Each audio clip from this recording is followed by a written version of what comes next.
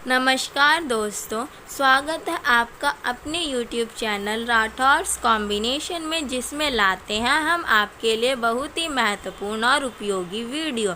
तो आज का हमारा टॉपिक है class 12 geography important questions for board exam, जिसमें हम भारत के लोग और अर्थव्यवस्था के पार्ट 7 खनिज और ऊर्जा संसाधन के महत्वपूर्ण प्रश्नों की चर्चा करेंगे। तो शुरू करते हैं अपनी आज की वीडियो आज के सुविचार के साथ। तो हमारा आज का सुविचार यह है कि जैसे मोरों में शिखा और नागों में मणि सबसे ऊपर है, वैसे ही वेदांग और शास्त्रों में शिक्षा का स्थान सबसे ऊपर है। तो ये है शिक्षा का महत्व अदा करने वाला एक सुविचार, जो हमें शिक्षा के महत्व के बारे में बताता है। इसी के साथ शुरू करते हैं हम आज के अपने विषय के बारे में। तो महत्वपूर्ण प्रश्न जानने से पहले हम जानेंगे अपने पाठ के कुछ महत्वपूर्ण बिंदुओं के बारे में, जिसमें हम पढ़ेंगे खनिज और ऊर्जा संसाधन। तो खनिज दो प्रकार के होते हैं, धात्विक खनिज और अधात्विक खनिज, और ऊर्जा संसाधन जो कि खनिजों की तरह ही दो प्रकार की होती हैं। तो ऊर्जा संसाधनों के भी दो प्रकार होते हैं, पहला परंपरागत ऊर्जा के स्रोत और दूसरा गैर परंपरागत ऊर्जा के स्रोत। तो हमारे आज के जो प्रश्न हैं वे इन्हीं बिंदुओं के इर्द गिर्द हैं, क्योंकि यही जो है चैप्टर के मेन पॉइंट्स हैं। तो हम देखते हैं आज का पहला महत्वपूर्ण प्रश्न। तो आज का जो फर्स्ट मोस्ट इम्पॉर्टेंट क्वेश्चन है वो है, खनिज से आप क्या समझते हैं? खनिज को परिभाषित कीजिए। जैसे कि चैप्टर का नाम ही खनिज और ऊर्जा संसाधन है, तो आपको पता होना चाहिए कि खनिज क्या होता है। तो हम देखते हैं कि खनिज क्या है। तो खनिज से अभिप्राय उस प्राकृतिक पदार्थ से होता है जिसमें निश्चित रासायनिक भौतिक गुण होते हैं, जिसकी उत्पत्ति का आधार जैविक, अजैविक, कार्बनिक या अकार्बनिक हो सकता है, उसे हम खनिज कहते हैं। तो हमने जाना कि खनिज एक प्राकृतिक पदार्थ होता है जो खनन की प्रक्रिया के द्वारा हमें प्राप्त होता है।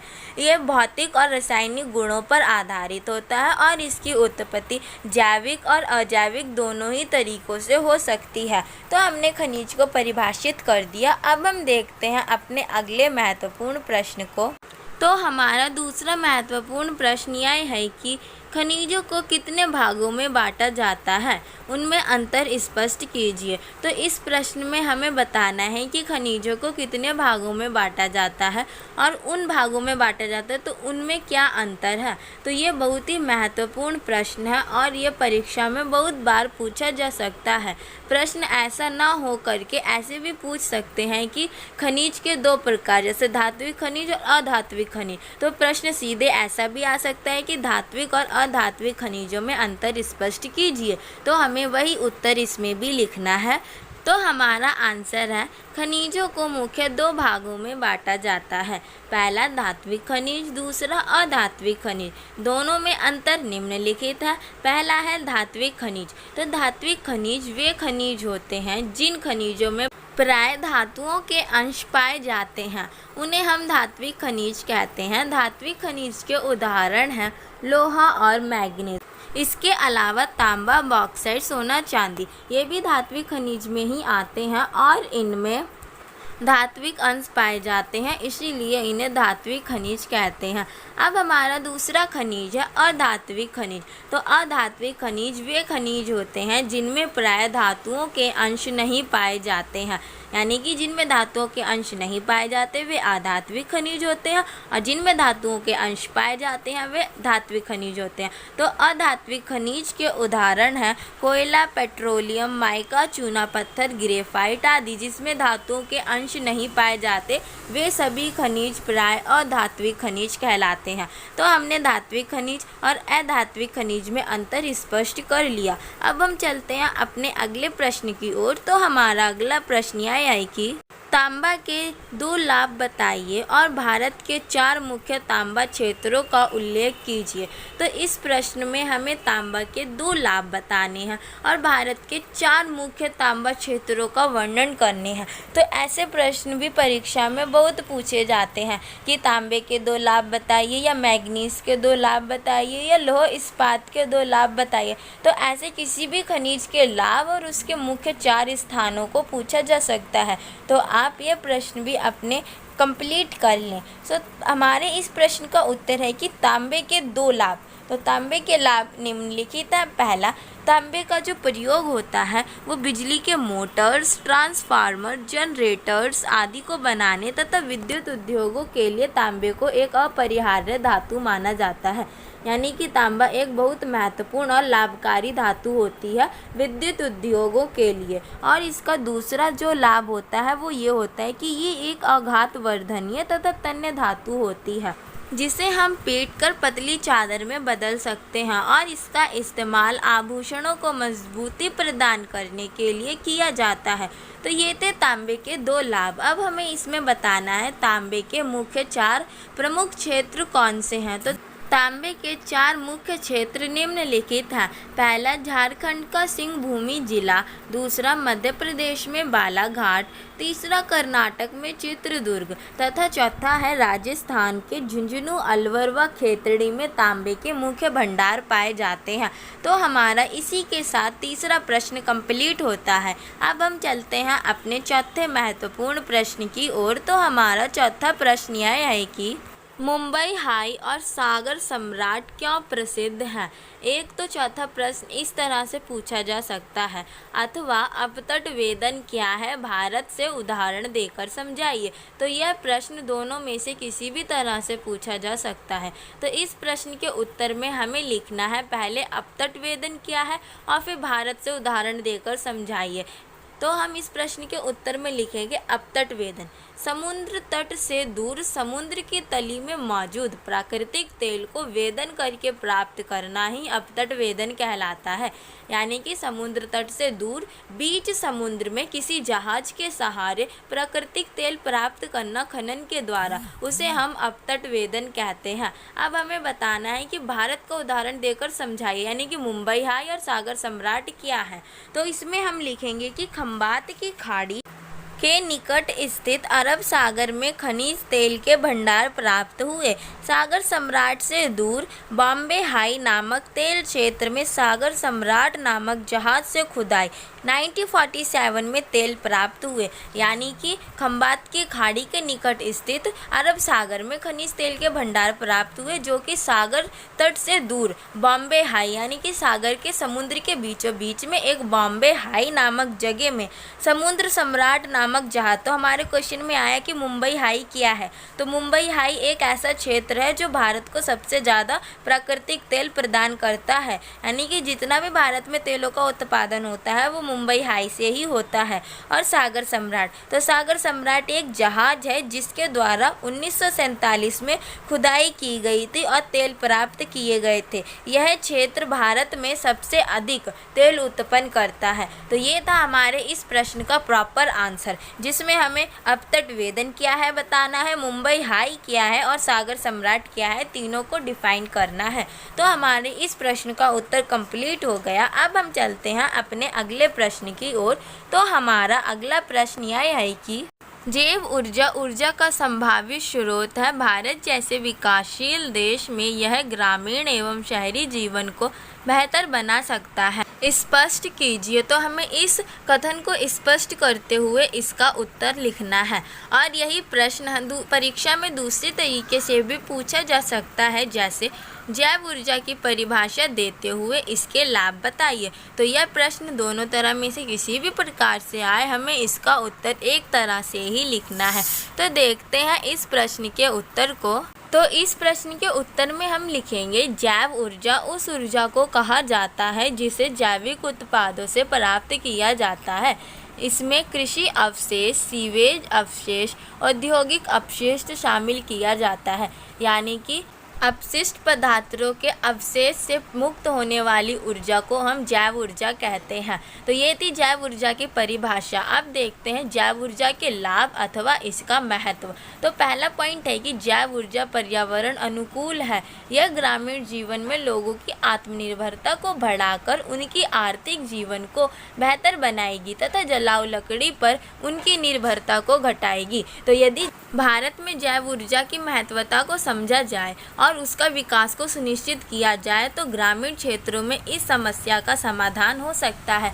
और दूसरा पॉइंट हमें बताता है कि शहरी क्षेत्रों में विशाल मात्रा में निकलने वाले अपशिष्ट पदार्थों का भी उचित तरीके से निपटान तथा इस समस्या का समाधान व उनकी ऊर्जा की पूर्ति को सुनिश्चित करेगी। तो ये था जैव ऊर्जा का दूसरा महत्व। पहला महत्व ग्रामीण क्षेत्रों में बताया गया है तथा दूसरा महत्व शहरी क्षेत्रों में भी जैविक ऊर्जा का वर्णन किया गया है। तो ये था हमारा इस प्रश्न का उत्तर, जो कि अब कंप्लीट हो चुका है। अब हम चलते हैं अपने अगले प्रश्न की ओर। यह प्रश्न बहुत ही महत्वपूर्ण प्रश्न था और परीक्षा में पूछा भी जा सकता है और कई बार पूछा भी जा चुका है। तो अब हम चलते हैं अपने अगले प्रश्न की ओर। तो हमारा अगला प्रश्न यह है कि पवन ऊर्जा पर संक्षिप्त टिप्पणी दो अथवा पवन ऊर्जा पूर्ण रूप से प्रदूषण मुक्त और ऊर्जा का अव्यय संसाधन है। इसकी भारत में अपार संभावनाएं हैं, स्पष्ट कीजिए। तो हमारा छठा प्रश्न पवन ऊर्जा से संबंधित है, जिसमें कहा गया है कि पवन ऊर्जा पर संक्षिप्त टिप्पणी दीजिए। अथवा ये दूसरी तरह से भी पूछा जा सकता है, जैसे पवन ऊर्जा पूर्ण रूप से प्रदूषण मुक्त ऊर्जा है और यह असमाप्य ऊर्जा के स्रोतों में से है और भारत में पवन ऊर्जा की अपार संभावनाएं पाई जाती हैं। वर्णन कीजिए, इस कथन को स्पष्ट कीजिए। तो इस प्रश्न के उत्तर में हम लिखेंगे कि पवन ऊर्जा ऊर्जा का प्रदूषण मुक्त और असमाप्य स्रोत है। पवन की गतिज ऊर्जा को टरबाइन के माध्यम से विद्युत ऊर्जा में बदला जाता है। संभावित पवन व पछुआ पवनों जैसी स्थायी पवन प्रणालियां तथा मानसून पवनों का प्रयोग ऊर्जा के स्रोत के रूप में किया जाता है और भारत में पवन ऊर्जा के लिए विद्यमान राजस्थान, गुजरात, महाराष्ट्र, कर्नाटक में अनुकूल परिस्थितियां पाई जाती हैं और साथ ही गुजरात के कच्छ में लांबा पवन ऊर्जा संयंत्र एशिया का सबसे बड़ा ऊर्जा संयंत्र है तथा तमिलनाडु में स्थित तूतीकोरिन में भी पवन ऊर्जा का एक अन्य संयंत्र है। तो ये थी पवन ऊर्जा के बारे में पूरी जानकारी कि पवन ऊर्जा क्या है, इसे कैसे बनाया जाता है, इसका स्रोत क्या क्या है और भारत के किन किन राज्यों में पवन ऊर्जा के लिए विद्यमान परिस्थितियां, अनुकूल परिस्थितियां विद्यमान हैं। तो हमारा पवन ऊर्जा से संबंधित प्रश्न का उत्तर कंप्लीट हो गया। अब हम चलते हैं अपने अगले प्रश्न की ओर। तो हमारा अगला प्रश्न यह है कि विशेषताओं के आधार पर ऊर्जा के परंपरागत और गैर परंपरागत साधनों में अंतर स्पष्ट कीजिए। तो इस प्रश्न में हमें ऊर्जा के परंपरागत स्रोत और ऊर्जा के गैर परंपरागत स्रोतों में अंतर स्पष्ट करना है।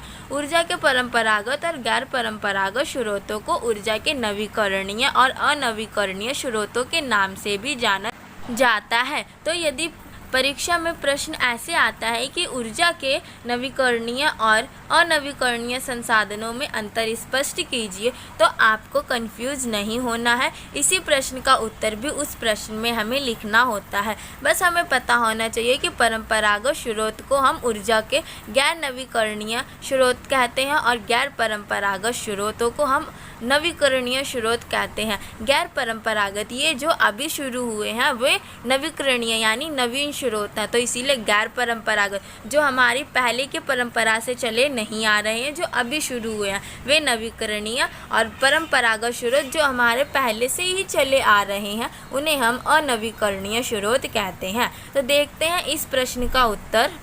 तो अंतर वाले प्रश्नों में सबसे पहले हम बॉक्स बनाते हैं, फिर उसमें उसकी हेडिंग डालते हैं, जैसे ऊर्जा के परंपरागत स्रोत और ऊर्जा के गैर परंपरागत स्रोत। उसके बाद पॉइंट बाय पॉइंट हम उसमें अंतर लिखते हैं। तो इससे आंसर हमारा अट्रैक्टिव भी होता है और एग्जामिनर को ज़्यादा दिमाग लगाने की ज़रूरत भी नहीं पड़ती। तो हमारा फर्स्ट पॉइंट है कोयला, पेट्रोलियम, प्राकृतिक गैस तथा नाभिकीय ऊर्जा जैसे ईंधनों के स्रोत समाप्य कच्चे माल का प्रयोग करते हैं, यानी कि ऊर्जा के परंपरागत स्रोतों में कोयला, पेट्रोलियम, प्राकृतिक गैस आदि आते हैं, और ऊर्जा के गैर परंपरागत स्रोतों में प्राय सौर ऊर्जा, पवन ऊर्जा, जल ऊर्जा, ये सारी ऊर्जाएं आती हैं जो ऊर्जा के असमाप्य यानी कि कभी ना खत्म होने वाले भंडार होते हैं। और हमारा दूसरा पॉइंट यह है कि इन साधनों का वितरण बहुत असमान है, यानी कि भारत में जो परंपरागत स्रोत है वो पूरी भारत में असमान रूप से वितरित है।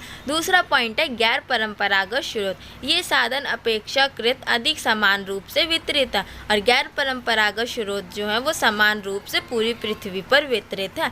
तीसरा पॉइंट है ये साधन पर्यावरण अनुकूल नहीं होते हैं, लेकिन गैर परंपरागत साधन जो होते हैं वो पर्यावरण अनुकूल होते हैं। ये पर्यावरण प्रदूषण में इनकी बड़ी भूमिका होती है, यानी कि जो गैर परंपरागत स्रोत है वो तो स्वच्छ साधन होते हैं और पर्यावरण हितैषी होते हैं, लेकिन जो परंपरागत स्रोत हैं जो पहले ज़माने से चले आ रहे हैं वो प्राय पर्यावरण प्रदूषण का कारण बनते हैं और प्रदूषण में महत्वपूर्ण भूमिका निभाते हैं। तो ये था हमारा ऊर्जा के परंपरागत स्रोत और ऊर्जा के गैर परंपरागत स्रोतों में अंतर। अब हम चलते हैं अपने अगले और बहुत ही महत्वपूर्ण प्रश्न की ओर। तो हमारा अगला महत्वपूर्ण प्रश्न यह है कि नाभिकीय ऊर्जा के उत्पादन में प्रयुक्त होने वाले खनिज कौन से हैं? भारत में इनके वितरण को समझाइए। तो यह प्रश्न नाभिकीय ऊर्जा से संबंधित है, जिसमें हमें नाभिकीय ऊर्जा में प्रयुक्त होने वाले शैल और उसके वितरण का भारत में वर्णन करना है। तो इस प्रश्न के उत्तर में हम लिखेंगे कि नाभिकीय ऊर्जा के उत्पादन में प्रयोग होने वाले शैल यूरेनियम और थोरियम है। पहला लिखना है यूरेनियम निक्षेप धारवाड़ शैलों में पाए जाते हैं और भारत के राजस्थान के उदयपुर, अलवर, झुंझुनू, मध्य प्रदेश के दुर्ग और महाराष्ट्र के भंडारा जिले में यूरेनियम के विशेष भंडार पाए जाते हैं। क्योंकि हमें भारत में इनके वितरण का भी वर्णन करना है तो हमें बताना है कि यूरेनियम के भंडार किन किन राज्यों में पाए जाते हैं और थोरियम कहाँ कहाँ पाया जाता है। तो थोरियम केरल के तटीय क्षेत्र की बालू में मोनाजाइट और इल्मेनाइट से प्राप्त किया जाता है, जो आंध्र प्रदेश के विशाखापट्टनम तथा महानदी डेल्टा से प्राप्त होता है। आंध्र प्रदेश, विशाखापट्टनम और महानदी के डेल्टा से इल्मेनाइट प्राप्त किया जाता है और फिर उसके बाद इल्मेनाइट से थोरियम प्राप्त किया जाता है। तो ये था थोरियम के भंडार की भारत में थोरियम कहाँ कहाँ पाया जाता है। तो इस प्रश्न का उत्तर भी कंप्लीट हो गया है। अब हम देखते हैं अपने अगले महत्वपूर्ण प्रश्न को। तो हमारा 8वां प्रश्न है कि भारत में पाए जाने वाले खनिजों की 3 विशेषताओं का वर्णन कीजिए, अथवा भारत में खनिज असमान रूप से वितरित हैं, स्पष्ट कीजिए। तो इस प्रश्न का उत्तर हमें देना है, बताना है कि भारत में जो खनिज पाए जाते हैं उनकी मुख्य 3 विशेषताएं क्या हैं और ये असमान रूप से वितरित है। ये इस कथन को स्पष्ट कीजिए। तो हमें इस कथन को स्पष्ट करते हुए इस प्रश्न का उत्तर लिखना है। तो देखते हैं हम इस प्रश्न का उत्तर। ये बहुत ही महत्वपूर्ण प्रश्न परीक्षा में कई बार पूछा जा चुका है। तो इस प्रश्न के उत्तर में हम लिखेंगे खनिजों का भारत में असमान वितरण। तो पहला पॉइंट है कि भारत में अधिकांश धात्विक खनिज प्रायद्वीपीय पठारी क्षेत्रों की प्राचीन क्रिस्टलीय शैलों में पाए जाते हैं। अधिकांश धात्विक यानी कि वे खनिज जिनमें धातुओं के अंश पाए जाते हैं वे प्रायद्वीपीय पठारी क्षेत्र की प्राचीन क्रिस्टलीय शैलों में पाए जाते हैं। और दूसरा पॉइंट है कोयला का लगभग 97% जो भाग है वो दामोदर, सोन, महानदी और गोदावरी नदियों की घाटियों से प्राप्त किया जाता है। तो हमने देखा कि जो धात्विक खनिज है वो तो प्रायद्वीपीय पठारों में पाए जाते हैं, लेकिन जो कोयले के भंडार है वो दामोदर नदी, सोन नदी, महानदी और गोदावरी नदी की घाटियों से प्राप्त किए जाते हैं। वही हमारा तीसरा पॉइंट है कि पेट्रोलियम के आरक्षित भंडार असम, गुजरात तथा मुंबई हाई में पाए जाते हैं और अन्य नए जो आरक्षित क्षेत्र हैं वो कृष्णा, गोदावरी तथा कावेरी बैसिनों में पाए जाते हैं। तो ये थे भारत में खनिजों का वितरण जो भारत के अलग अलग भाग में स्थित है। वो उत्तरी इलाका भी है, दक्षिण इलाका, पूर्व पश्चिम, किसी भी इलाके में है। वो भारत के जो सभी खनिज है वो भारत के किसी एक इलाके में स्थित नहीं है। इसीलिए कहा जाता है कि जो भारत में खनिजों का वितरण है वो असमान रूप से वितरित है। तो हमारा यह कथन स्पष्ट हो गया है। अब हम चलते हैं अपने अगले प्रश्न की ओर। तो हमारा अगला महत्वपूर्ण प्रश्न यह है कि रासायनिक और भौतिक गुणों के आधार पर खनिजों के 2 वर्गों में वर्गीकृत कीजिए तथा प्रत्येक वर्ग के खनिजों को एक उदाहरण देकर समझाइए। तो हमें इस प्रश्न में रासायनिक और भौतिक गुणों के आधार पर खनिजों को वर्गीकृत करना है और प्रत्येक वर्गीकृत खनिज का एक उदाहरण देना है। तो इस प्रश्न में हम लिखेंगे कि रासायनिक और भौतिक गुणों के आधार पर खनिजों को प्राय 2 वर्गों में बांटा जाता है। जैसा कि हमने पहले ही चर्चा की थी कि खनिज 2 प्रकार के होते हैं, पहला धात्विक खनिज और दूसरा अधात्विक खनिज। तो इस प्रश्न में धात्विक खनिज की परिभाषा बतानी है और उसके उदाहरण भी लिखने हैं और फिर अधात्विक खनिज की भी परिभाषा को स्पष्ट करना है और उसके उदाहरण बताते हुए इस प्रश्न के उत्तर को कंप्लीट करना है। तो हम ये प्रश्न पहले ही कर चुके हैं, धात्विक और अधात्विक खनिज। तो धात्विक खनिज भी 2 प्रकार के होते हैं, उन 2 प्रकार का भी हमें वर्णन करना है और अधात्विक खनिज भी 2 प्रकार के होते हैं जिनका हमें वर्णन करना है। तो धात्विक खनिज लोह धात्विक खनिज और अलोह धात्विक खनिज 2 प्रकार के होते हैं। लोह धात्विक खनिज वे खनिज होते हैं जिनमें लोह अंश पाए जाते हैं और अलोह धात्विक खनिज वे खनिज होते हैं जिसमें लोह अंश नहीं पाए जाते। अब हमें इनके उदाहरण भी स्पष्ट करने हैं। तो ऐसे हम धात्विक खनिज का पूरा एक पैराग्राफ में आंसर देंगे और फिर हम बताएंगे अधात्विक खनिज के बारे में। तो अधात्विक खनिज भी 2 प्रकार के होते हैं, जैविक धात्विक खनिज और अजैविक अधात्विक खनिज। जैविक अधात्विक खनिज को हम ईंधन खनिज भी कहते हैं और अजैविक अधात्विक खनिज को हम अन्य ईंधनों के नाम से भी जानते हैं। तो जैविक खनिजों में कोयला, पेट्रोलियम और प्राकृतिक गैस आती है जो हमें जैविक रूप से प्राप्त होती हैं और अन्य ईंधनों में हमारा माइका, चूना पत्थर और ग्रेफाइट आता है। तो इस तरह से हमें इन दोनों की पूरी परिभाषा लिखकर और इनके वर्गीकरण को स्पष्ट करते हुए इस उत्तर को पूरा करना है। अब हम देखते हैं अपने अगले प्रश्न को। तो हमारा अंतिम और अगला प्रश्न यह है कि खनिजों की कुछ तय विशेषताएं होती हैं, उन तय विशेषताओं का वर्णन कीजिए। तो हमारा 10वां प्रश्न खनिजों की विशेषताओं पर आधारित है, जिसमें हमें खनिजों की कुछ तय विशेषताओं का वर्णन करना है, यानी कि हर एक खनिज की जो विशेषता होती है वो हमें बतानी है। फिर चाहे वह धात्विक खनिज हो, अधात्विक खनिज हो, लौह धात्विक हो या अलौह धात्विक हो, सबकी वो विशेषता होगी। तो हमें उन विशेषताओं का वर्णन करना है। तो इसके लिए देखते हैं हम अपने इस प्रश्न के उत्तर को। तो इस प्रश्न के उत्तर में लिखेंगे कि खनिजों की कुछ तय विशेषताएं निम्नलिखित हैं। पहली, यह क्षेत्र में असमान रूप से वितरित होते हैं, यानी कि सभी खनिज असमान रूप से वितरित होते हैं।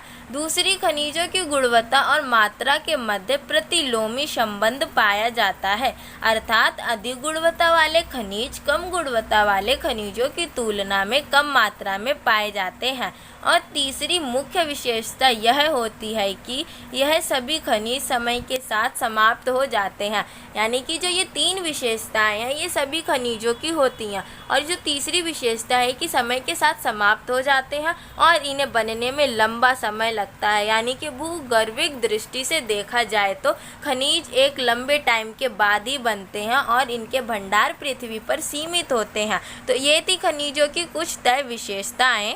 तो ये था बहुत ही महत्वपूर्ण प्रश्न और हम अपनी आज की इस वीडियो को करते हैं यहीं पर समाप्त। यदि आपको चाहिए और भी ऐसी ही बहुत ही महत्वपूर्ण प्रश्नों की वीडियो तो आप हमारे चैनल को लाइक, शेयर और सब्सक्राइब करना ना भूलें और कमेंट बॉक्स में बताएं कि आपको ये वीडियो कैसी लगी और बेल आइकॉन के बटन को प्रेस करना ना भूलें ताकि आपको मिल सके हमारी वीडियो सबसे पहले।